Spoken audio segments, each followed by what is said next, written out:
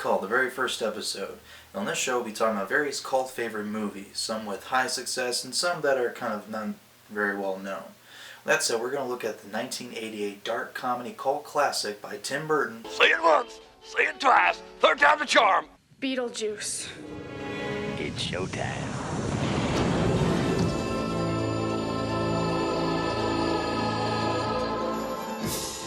Now, Beetlejuice, for those of you who don't know, was one of the movies that put Tim Burton on the map, as well as some of his other movies in the 80s, such as Pee-wee's Big Adventure, and of course, 1989's Batman. Now, Beetlejuice did well at the box office, and obviously grew a cult following over many, many years, but didn't get a lot of critic praise, if you will. It was also the first movie to collaborate with Tim Burton and Michael Keaton, as they would further work in two other Tim Burton movies, Batman and Batman Returns. Now, what's interesting about this movie is in the original script, Beetlejuice wasn't written as this lovable, quirky character that we all know and love today. I mean, granted, he was still the villain in both the original version and the finished theatrical cut version, but in the early script, he was described more as this evil, demon-looking creature and whatnot. And when Tim Burton was brought on to direct, he originally wanted Sammy Davis Jr. to play Beetlejuice. So yeah, wouldn't that have been a weird movie? Beetlejuice would have been more of this evil, demonic-looking creature played by Sammy Davis Jr. with the original fucking Rat Pack. Now, let's turn on the juice and see what shakes loose. But when Tim Burton casted Michael Keaton, he gave Keaton free rein to do what he wanted with him. So therefore, Keaton had the makeup artist give him like the electrocuted hair wig, the green stuff on the side of his head. It was like, like his skin was like rotting away, the false teeth, and then he created like the walk and the talk of Beetlejuice. And so, needless to say, Michael Keaton created Beetlejuice. Speaking of Beetlejuice's wardrobe design, do you ever notice that when he has that merry-go-round around his head, obviously everyone's posted that, yeah, Jack Skellington's on the top of it, but there's these two bat wings that come out of his head. Now, I don't know if it's just me, but I see that as clever foreshadowing. Since Tim Burton came from an animation background at Disney with like animating The Fox and the Hound and plus stop motion like his short movie Vincent, he didn't really want to rely so much on CGI in Beetlejuice or really any of his movies. Like the Beetlejuice snake, for instance, was this mechanized puppet where the mouth was synced up with the actor's dialogue. We come for your daughter, Chuck. We come for your daughter, Chuck. And see, that's what gives this movie such a fucking charm.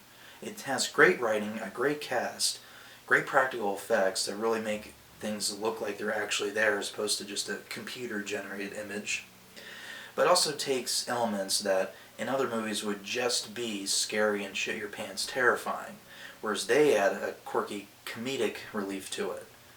I mean, think about it. When you see that two-headed worm snake, sandworm, come out, it's pretty scary, but in the scene, when Barbara like punches it or is riding it later on like a horse, I mean, you wouldn't see that in any kind of other horror movie. I mean, that's ridiculous, but it's a good kind of ridiculous. And Burton does that in a lot of his movies. He'll take dark elements and put a quirky humor to it, because he himself has always said he always loved monster movies growing up, but he always connected with the monster being an outcast, not fitting in, and so forth.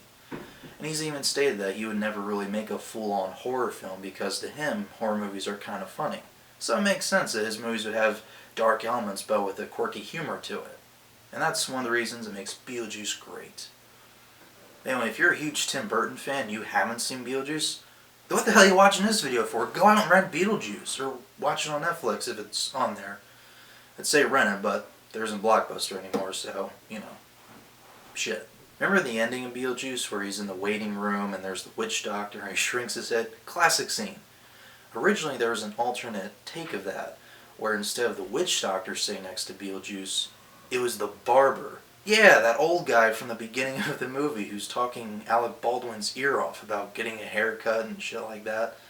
Yeah, apparently that was in the original take. Now, that would have been a pretty funny scene, I'm not gonna lie. I mean, I prefer the witch doctor one, in all honesty, but, it would have been interesting to actually see that. Hey, maybe with this Beetlejuice 2 sequel coming out, we'll get a special edition DVD with deleted scenes and whatnot. That'd be awesome. And speaking of the Beetlejuice 2 sequel, I mean, I'll go see it. It's Beetlejuice. As long as you got Tim Burton, Michael Keaton, Winona Ryder in it, hey, I'm all in. It'd be great to see those three work together in something. And what's interesting is the town Beetlejuice took place in. We see in the opening credits of the actual town from a helicopter shot, and then the model town that's in the Maitland's attic.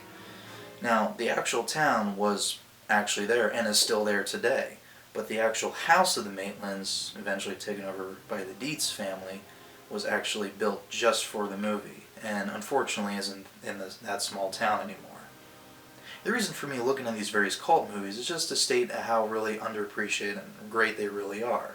There's something about cult movies, even though they may not get huge popularity like the Avengers or whatever the hell, but there's a charm to it. You could definitely tell the heart in the movie and making of it. And just some of the simplicities that, seems to be missing in a lot of movies nowadays. Well, hey, thanks for watching this episode of Planet Cult. We'll be looking at more cult movies. See you next time.